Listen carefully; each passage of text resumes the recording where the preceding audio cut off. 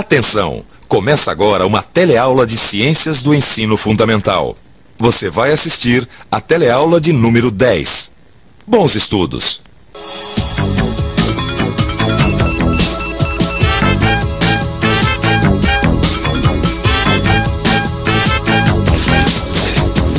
Você já ouviu falar de icebergs?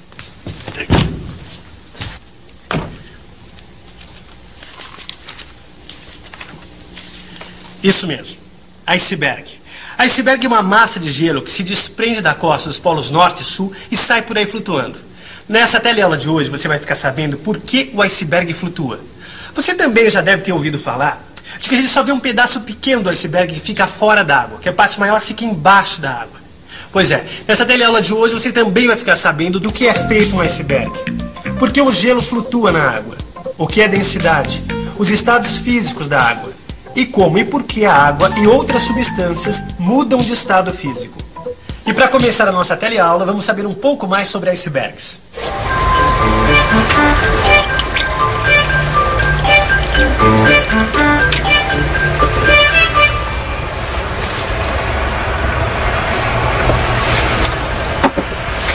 Ice quer dizer gelo. Berg quer dizer montanha. Para fazer uma reportagem sobre essas montanhas de gelo, eu fiz uma pesquisa.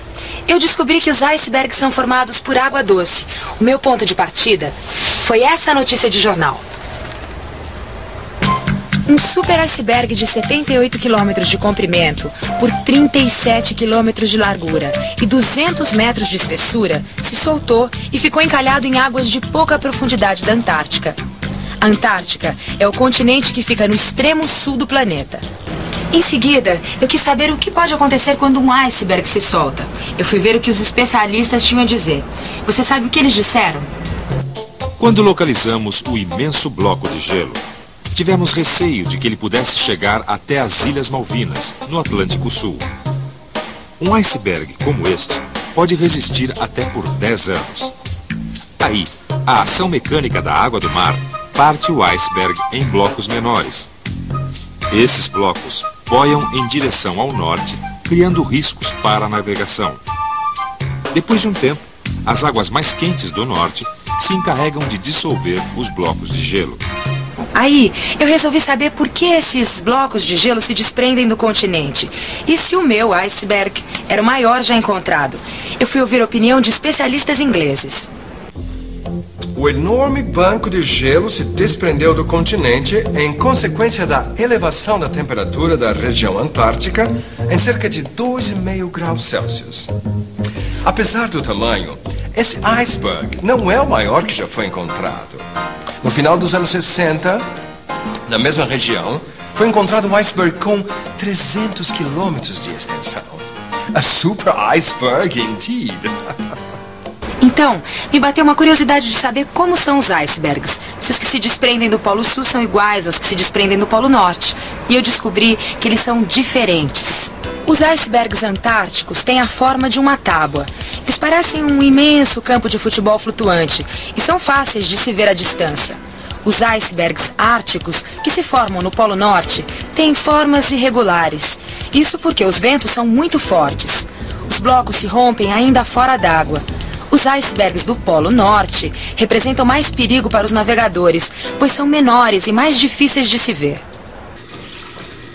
Ô, Alberto, que bom que você chegou. Escuta, tá tudo prontinho aqui. Eu posso ir lá buscar o peixinho? Vai lá, Maria. Então eu tô indo, já volto. Tá bom. Rapidinho, tá? Tá bom. Tchau. Tchau. Tchau, Lineu. Tchau, Maria. Ah, Lenil, me diz uma coisa. Por que o iceberg boia em vez de afundar no mar? Bom, pra você entender isso eu vou ter que explicar na prática, tudo bem? Tá bom. Tá, então, faz favor, Roberto, pega um litro de leite que você trouxe agora. Um litro de leite. Isso, se você jogar esse litro de leite aqui dentro do aquário, o que vai acontecer? Ele afunda, claro. Isso. Agora, para continuar a experiência, pega um outro litro de leite e coloca no congelador. É pra já.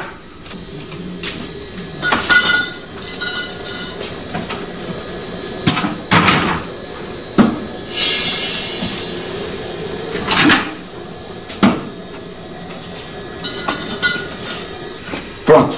Então, o leite no congelador, ele solidifica. né? Uhum.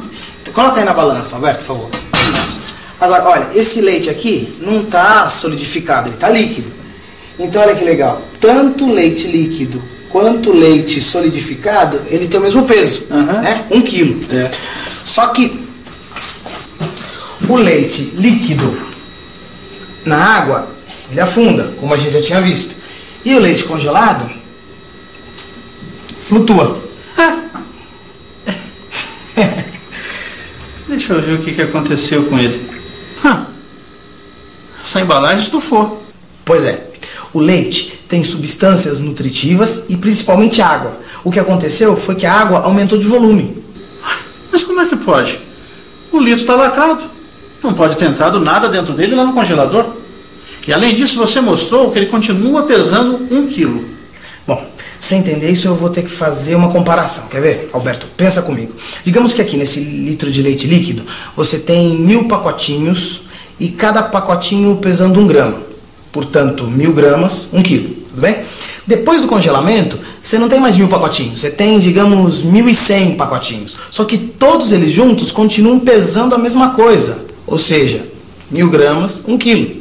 Agora eu te pergunto, cada um desses 1100 pacotinhos tem peso igual, maior ou menor que 1 grama?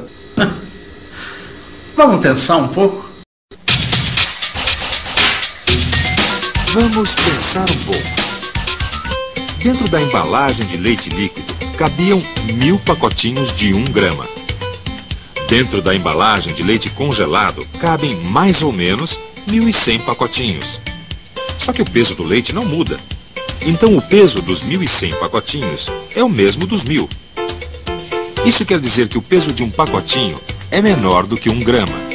O que me leva a concluir que o peso de 1000 pacotinhos de gelo é menor que o peso de 1000 pacotinhos do mesmo tamanho de água líquida. Quer dizer, então, que o gelo pesa menos que a água líquida? Bom, eu vou te responder essa pergunta fazendo uma outra pergunta. O que pesa mais? 1 quilo de algodão ou 1 quilo de chumbo? Vamos pensar mais um pouco? Se eu pegar 1 quilo de chumbo e botar num prato da balança, e pegar 1 quilo de algodão e botar no outro prato, eu vou verificar que, apesar de não parecer, os dois pesam a mesma coisa. Claro, 1 quilo. Tá vendo, Alberto? O peso é o mesmo, a massa é a mesma, mas o volume é diferente. Então eu digo que a densidade do chumbo é maior que a densidade do algodão. Da mesma forma que a densidade da água líquida é maior que a densidade da água congelada. Densidade, a relação entre a massa e o volume de um corpo. Quer dizer, quando 1 litro de uma substância pesa menos que 1 quilo, essa substância flutua na água. É que nem esse litro de leite congelado. Certo? Então, agora, quando o litro de uma outra substância pesa mais que 1 quilo, essa substância afunda. Em outras palavras, os materiais que têm densidade menor que a água líquida flutuam. E os que têm densidade maior afundam. Quer dizer, então, que esse iceberg de que a gente tanto tem falado não passa de um monte de água congelada. Na verdade, Alberto, a água na natureza está em várias formas diferentes, né? O que a gente está mais acostumado é a ver a água em estado líquido, que a gente usa para alimentação, para higiene. Quando você coloca uma roupa para secar, por exemplo, né? A tua expectativa é que a água líquida se transforme em vapor, né? Você quer mudar a forma da água. Na verdade, você está querendo que a água líquida que molhou a roupa, que ela passe para a forma de água gasosa. E a gente acabou de ver que a água também se apresenta na forma de gelo. Acompanhe agora as principais mudanças de estado da água. A água em estado sólido, isto é, gelo, passa pelo processo de fusão e fica em estado líquido. Evaporando, vira vapor. Em estado gasoso, isto é, vapor, ela passa pela liquefação, vira líquido. Congelada, ela sofre o processo de solidificação e passa para o estado sólido. Me diz uma coisa, Lineu. É só a água que muda de estado físico? Não, mudança de estado físico acontece com todas as substâncias da natureza. Essa garrafa de álcool que você está abrindo, por exemplo, se você esquecer a garrafa destapada, daqui a alguns dias o álcool que está aí dentro vai evaporar todo. Como já deve ter evaporado nesse pano que você está usando. Quer ver? Um outro exemplo, o gelo seco, né, que a gente usa para conservar sorvete. O gelo seco, na verdade, é gás carbônico em estado sólido. Um outro exemplo, nitrogênio gasoso. Você pode resfriar o nitrogênio até mudar de estado, até ficar líquido. E a temperatura do nitrogênio líquido é tão baixa que se você mergulhar uma rosa nele, veja o que acontece. Ela quebra como um copo de cristal.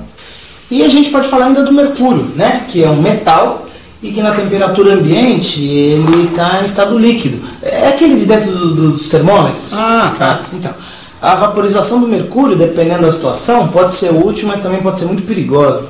Em certos garimpos, apesar de proibido, ainda se vaporiza mercúrio. O garimpeiro aquece o líquido e vê que ele some. Mas o mercúrio não sumiu. Apenas mudou de estado físico, passou para vapor. E o que é pior, o vapor é venenoso e pode levar o garimpeiro à morte. Isso além de contaminar o rio e os peixes. O mercúrio também é vaporizado no interior de lâmpadas, como essas lâmpadas que iluminam as praças, sabe? A lâmpada de vapor de mercúrio é a que se usa para iluminar as ruas. É interessante a gente ver como acontecem as mudanças de estado físico das substâncias. Elas dependem das variações de temperatura e de pressão. Numa siderúrgica, onde se fabrica o ferro e suas ligas, o alto forno é construído especialmente para, através da pressão e temperatura adequadas, transformar o minério de ferro em ferro-gusa. Numa fundição, os metais são aquecidos até o seu ponto de fusão. O metal também precisa ser fundido, ou seja, passar para o estado líquido para tomar as formas desejadas. Tudo isso é feito a partir de temperatura e pressão adequadas. Num alambique, a transformação da garapa fermentada de cana em pinga acontece quando a garapa é aquecida. O vapor que emana dela é resfriado em seguida. O álcool, misturado na garapa, se vaporiza mais rapidamente do que a água. Daí, esse vapor é resfriado e recuperado. No dia a dia, você tem a oportunidade de observar modificações de estados físicos das substâncias o tempo todo.